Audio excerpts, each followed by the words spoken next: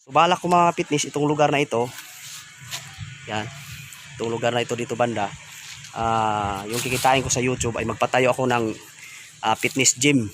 Jumarino Muscle Fitness Gym. Yan ang pangarap ko pero libre, no?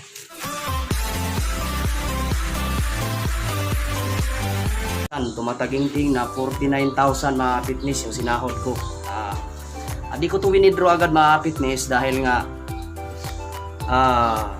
gusto ko ito, unang sahod kasi ito sa YouTube. Gusto ko ito may pundar ko ng maayos. So abangan mga fitness kung paano ko ito i-handle, paano ko ito i-pundar, no?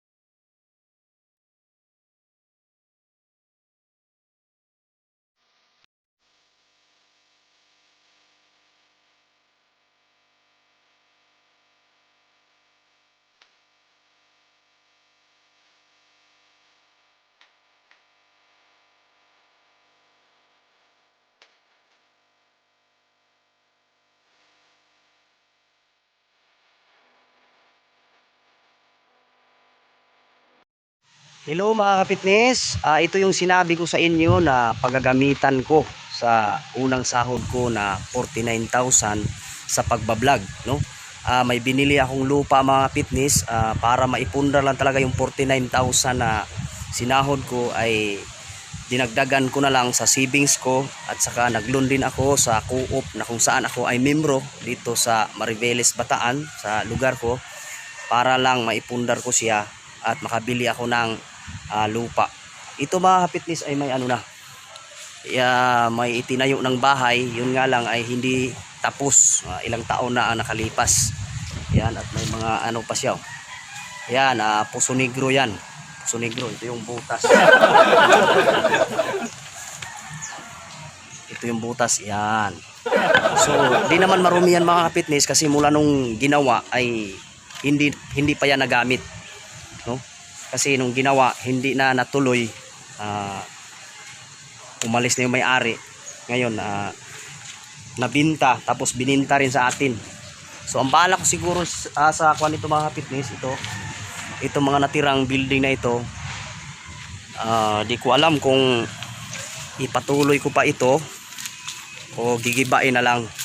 Pero sa tingin ko may mga area pa na medyo matibay-tibay. Ayan. So yan.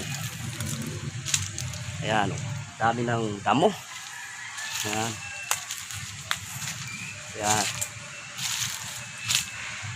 So yan. So, tapos medyo malawak-lawak itong lupa na ito mga ka-fitness, no? Dito sa ano na yan, sa bahay na yan na hindi pa tapos. Di ko alam kung i-renovate ko yan o tibagin na lang tapos itayo ng kung ano mang pwede natin itayo dyan. Pero dahil sa dalawa ang pera na pinanggalingan nito ka-fitness, galing sa YouTube at saka yung iba sa savings ko. Siyempre yung sa savings ko siguro hatiin ko sa dalawa tong lupa na ito. Yung sa savings ko baka itong magtayo ako ng konting negosyo rito. Pangarap lang din naman natin magkanegosyo. At dito banda naman, so may mga sumisilong-silong na rito, ginagawang silungan.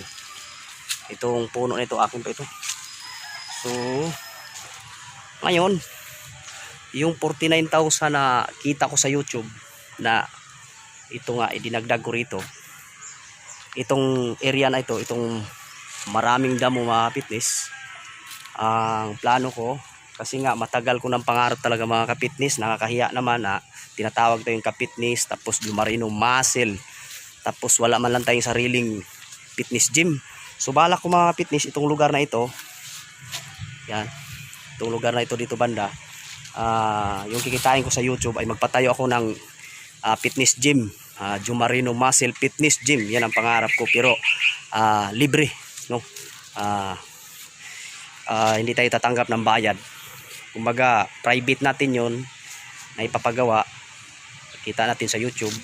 Tapos di rin natin ipagkait sa mga bata na mga taga rito na gusto nilang pasukin yung mga pagpipitness, para ika nga si Jumarino Muscle ay talagang fitness influencer talaga, no?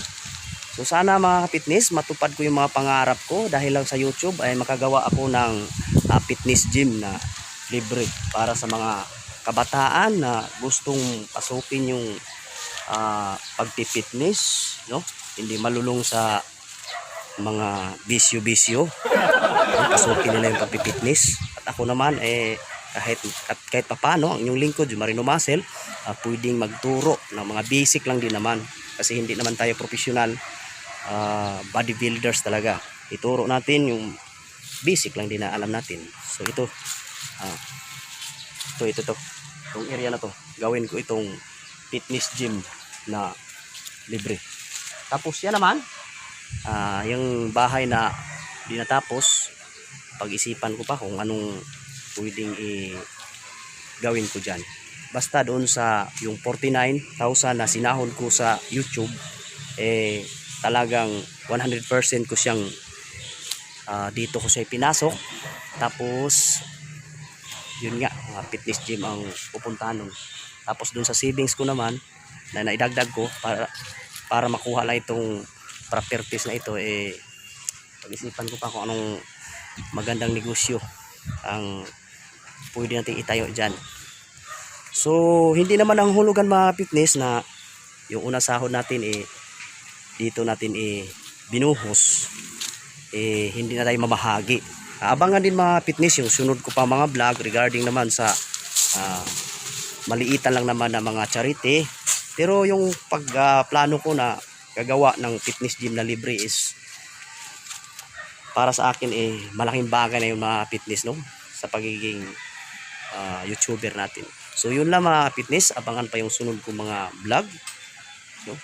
Ito nga ulit ang inyong lingkod si Jumarino Muscle, ang nagsasabi na kung may sipag at tiyaga ka, samahan mo na rin ng konting diskarte at disiplina sa sarili, at tiyak ang buhay mo ay arangkada. Wow!